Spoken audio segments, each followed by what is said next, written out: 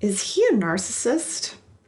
Now, this is a question that I think is really big right now because so many people are examining narcissism and accusing their boyfriends or potential boyfriends or girlfriends of being narcissists. And are they really? It's being thrown around so much in our culture right now that I wanted to clear up a little bit about what narcissism is and what it isn't. And let's just talk about some things that we can do to help ourselves when we are dealing with narcissists.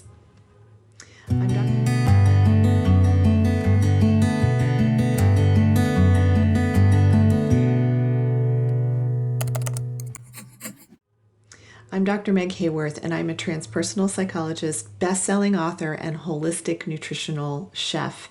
And I help women survivors of parental narcissistic abuse and of sexual abuse to heal holistically, mind, body, and soul of it all. And I have created a technique called Whole Person Integration Technique that helps to release the emotional energy trapped in the body from long-held traumatic experiences. Okay, so let's get started. Narcissism. Now, first of all, I'm going to tell you something really big, but narcissistic personality disorder is no longer recognized in the Diagnostic and Statistical Manual 5, the 5th edition of the DSM, which is used by psychiatrists to diagnose people with disorders. So technically, it's no longer a recognized disorder. However, there's a massive body of work around narcissistic abuse, around narcissism, and around therapy to help survivors of narcissistic abuse and also to help those that are narcissistic who are getting therapy and are getting help and are making changes in their lives. So if you follow me, you know that I focus a lot on women who are sensitive and empathic and intuitive, and how that narcissistic abuse or any different types of abuse in childhood manifest in the physical body over time, and helping people to heal that with food and the power of the mind and heart to heal. But I want to talk a little bit about what they're saying about what constitutes narcissistic personality disorder, because even though it's not recognized in the DSM, it's still being used as a criteria to understand like what's going on with this person. Are they narcissistic or are they not? And I know a lot of people are tired of hearing the word narcissism and narcissistic being thrown around in the culture these days, and a lot of people are accusing people of being narcissistic when they just might be lying. Everybody lies at some point or another. They may, you're in the dating process, then maybe they just are not that into you. And so, but I'm hearing so many people accusing other people of being this way. And so I just want to clear up a little bit. So I have some information here from the Mayo Clinic, and I have some information also from Duke University. So Duke University has this interesting thing they call the special me, and basically it's an acronym for special me, and S is sense of self-importance. So, and then the Mayo Clinic defines that more as people who have an unreasonably high sense of self-importance and require excessive admiration and attention. They have a preoccupation with power, beauty, or success. So they may feel, and that's from the Duke University one. Mayo Clinic says that they may feel that they deserve privileges and special treatment. They may expect to be recognized as superior even without any achievements. They make achievements and talents seem bigger than they actually are. And they're preoccupied with fantasies about success, power, brilliance, beauty, or the perfect mate. And they may be, ones who seek the trophy wife. And I'm talking mainly about men because I work with women. So, but narcissism works in both directions. I work with women who have narcissistic mothers and narcissistic fathers. So, or they're confused about what's what and who's playing what role in their family, because it really kind of comes down to a role that's really rooted typically in trauma. But entitled, they can only be around people who are important or special. So they have interpersonally exploiting people for their own gain. Now this is one of the places where the abuse factor becomes a really big problem for those who are the recipients of narcissistic abuse, because they're exploiting other people for something that they want. And so a true narcissistic personality disordered person will have that in their way of being. They will also have a lack of empathy, and those things go hand in hand. When they exploit people, it's because they really can't feel with them. And that's what empathy is. It's feeling with a person. It's not feeling sorry for them. Narcissists are capable of tremendous sympathy. In fact, there's a whole classification of narcissists called noble narcissists, people who may in the public eye be doing these incredibly noble things, but they go home and they treat their family just horribly, particularly their spouse. They may treat them horribly. They may be cheating and triangulating and doing all of these covert, secretive things in the background that are damaging themselves and their family, and of course the person that they're doing these things with. So they must be admired. They're envious of others and believe that others are envious of them. So envy is a huge emotion that really drives the narcissistic personality. And let me characterize these differences too. There's a big difference between somebody who's narcissistic, and we can all be narcissistic in different areas of our lives. And there's a person who has narcissistic personality disorder, or they're not well. So somebody who's narcissistic might be repeating behaviors that they watch their parents do. And they're even using some of their narcissistic abuse tactics because they don't know any other way to relate with other people. Those people can look at themselves and actually change the way that they work with other people, the way they think about themselves in the world. They're changeable. They're the people that will go to therapy and seek that out. And empaths can even be in this category where you're repeating a behavior because that's what you learned, that's what you saw, that's what you watched growing up. Somebody with the disorder who just can't, they're not going to be able to even see themselves very well at all, if at all. And they're not going to be able to change certain things about themselves, even if they do go into therapy. Whereas somebody who's empathic and sensitive will have the ability to be able to overcome the backlash that occurs from being narcissistically abused, particularly by parents. Now, here's where some of the problems come in. This is part of what the Mayo Clinic lists out.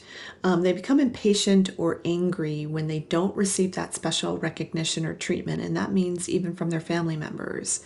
Like if you don't jump through the hoop as soon as they tell you to jump through the hoop to do the thing they want you to do for them right now, you can get in a lot of trouble for not doing it right then. And so they become excessively angry that it's completely out of line with what's actually happening in the present moment at that time. And they maybe expect you to do the thing for them immediately. You have to drop everything and do it now. But they also don't have any empathy for what it is that you're already in process of doing. You may be doing something for your kid, and you can't get this thing done because you're focusing on your kid or on your work or something that has to get done. And maybe, going to pick up something for them at the drugstore isn't something that's high on your list of priorities. In fact, it's not. And they're not going to call up a delivery person and have them do it. They want their kid to do it for them. And I'm talking about, adult children. So that's where narcissistic abuse can really come into play. So they get angry, like explosively angry over small things. Not that explosive anger is good in any circumstance, because it really isn't, but sometimes you get explosively angry when you are trying to defend or protect yourself, and that's a different thing. So narcissists also have major problems interacting with others and feel easily slighted. So they may feel like you're doing something that you're absolutely not doing, but they're producing something in their minds through their own perception about you doing something horrible to them. It's not even happening at all. That can happen a lot. And that triggers their envy, their jealousy, and their lack of empathy. So all those things get triggered all at once, and then that can explode out as anger on you. They have difficulty managing their emotions and their behavior. So self-regulation for a narcissist, it's like impossible. Now, I have been watching various narcissists who are in recovery. I've watched their YouTube videos and learning more about what it's like to be in their heads to a certain degree. But they are able to adjust some things in their lives, but for by and large, they're not going to be able to regulate. They're not going to be able to manage their emotions or their behavior. So they're so used to their defense mechanisms that they built up to create the life that they've created in their minds that they are. And they're doing it from a place of insecurity. They're doing it from a place of shame. They're doing it from a place of a great lack of a sense of self, which is the very thing they project out on their children and take from them, is their sense of self. So they feel like they don't have any kind of personal identity because they've been completely ignored. Their own desires, wants, feelings, beliefs, all of those things have been ignored. Typically are not able to adjust their behaviors or even really see themselves, observe themselves and help them change their behaviors. Whereas an empath sensitive person may go, oh, wow, I do use that manipulative behavior. I use the silent treatment sometimes. Ooh, I'm not doing that again. Ooh, I've ghosted people. Oh, I'm not doing that. I don't reach out to people. I'm not doing that, so you can adjust those behaviors if you see yourself reflected in those behaviors. But a narcissist will not be able to adjust those behaviors. They will feel entitled to them. It's how they know how to operate in the world. So they will withdraw from or avoid situations in which they might fail. So you may find like the narcissist in your life, if they're not that intelligent, for instance, they may really not like being around highly educated, highly intelligent people because it makes them feel less than. It makes them feel weaker. And then they may actually berate people that are intelligent or put them down. But they may not want to spend time with people like that. So with those highly intelligent people, because they know they can't play with them. They know they can't really have a good conversation with them and meet them where they are. So they won't even want to insert themselves in those situations because it'll make them feel horrible that they're not like them. It'll point out what's wrong with them, their flaws, which makes them feel worse, which gets them those defense mechanisms that they have built up that will just come lashing out at the people around them. And so, for instance, let me just give an example. So say you go to a party with your narcissistic husband or boyfriend, and there are highly intelligent people there at the party, and he just cannot meet them where they are. And it makes him feel bad. It makes him feel belittled and small the entire time you're there. So in the car, on the ride home, you had a great time because you really were with these people that were your intellectual equals and you had this amazing time. So in the car on the way home, they will literally start to beat you up emotionally by putting all your friends down, by putting you down, by, pointing out something that's coming from their own perception, the narcissist's own perception of how that was making them feel small. And now they're going to make you feel small and they're going to try to isolate you from those people. They won't really want you hanging out with those people. So they might say, oh, well, I noticed that your friend so-and-so was very flirty and I don't want you hanging out with them anymore because, and they're going to make it a huge deal. It's not going to be a small thing. There's going to be massive jealousy, massive envy, massive anger at you for being friends with these people that you love to be around because they stimulate you and they're more like you. But that's going to threaten the narcissist and make them feel like, hey, this is a problem, and so I need to isolate you from this problem.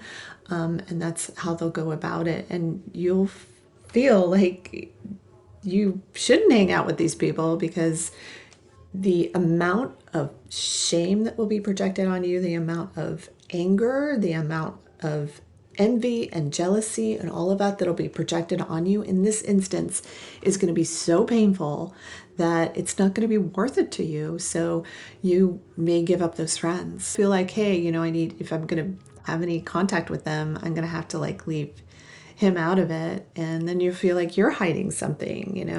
It's an exhausting situation when you look at all of those pieces and parts that happen when you're with a narcissistic person, when you're with a narcissistic parent or spouse or family member who is just regurgitating these behaviors, who may also be a narcissist. They may be narcissistic. That's up to them to figure out for themselves. It's not up to you. And I know as empaths and sensitives that we can take on a lot the behaviors of people around us. We can take on the responsibility for them. We can try to make everything better. We're trying to please everybody. We're trying to put fires out all the time. And so we can become very codependent with people in our lives that are narcissistic or who have the personality disorder. Even though I know it's not being recognized by the DSM-5 anymore as a personality disorder, it's still, there's a legion of information, as I said earlier, out there that supports this as a disorder, as a disordered way of them thinking. They think very differently. When you are motivated by jealousy and envy and fear and vindictiveness and all of that, that can be a huge problem. And it's a huge problem for the person who is experiencing that relationship with them. So be careful when you start talking about narcissistic and narcissism and writing people off in your life because they are a narcissist when they may not actually be that. Be careful, really look into it, really study this, see how, and if you're attracting narcissists in your life, see how you may have had that. You may have been parented by a narcissist and didn't even know it. This happens to so many of us. We don't know for years and years and years. And we don't understand the seriousness of it and all the areas of our lives that it affects. Please, just look on my channel. There's a lot of information about narcissists here on the channel for you to try to understand this type of emotional abuse and how it can really, really destroy you. How it can destroy your sense of self, your self-esteem, your identity, your purpose. And what I want to help you do is find your purpose, find your path, find your meaning. I want you to learn how to release envy and jealousy from your life and to embrace joy and compassion and empathy and kindness for yourself first and for others around you. So keep following me. I have some courses that I'm developing that are coming up, and I also have an online summit for narcissistic abuse recovery. It's going to be really amazing, and I also will have a book coming up. So please stay tuned and keep following me for more information on that. If you're interested in working with me, I work with people one-on-one all over the world using my whole person integration technique. I do a combination of that with inner child work in the one-on-one therapy sessions that we would do over Zoom or over the phone. And so we can work together that way. And also I certify coaches, therapists, healers, and conscious health practitioners in my whole person integration technique. And I teach them how to develop their intuitive abilities because this heals empathic overload, empathy overload for empaths. And I help them with that in my Evolving Intuition Building Self-Trust for Life. So you can apply for the program, or you can book a free call with me to have a discussion about how I might be able to help you get well now and help you overcome the effects of narcissistic abuse. Thank you so much for watching. I'm Dr. Meg Haworth, and I hope this information will help you get well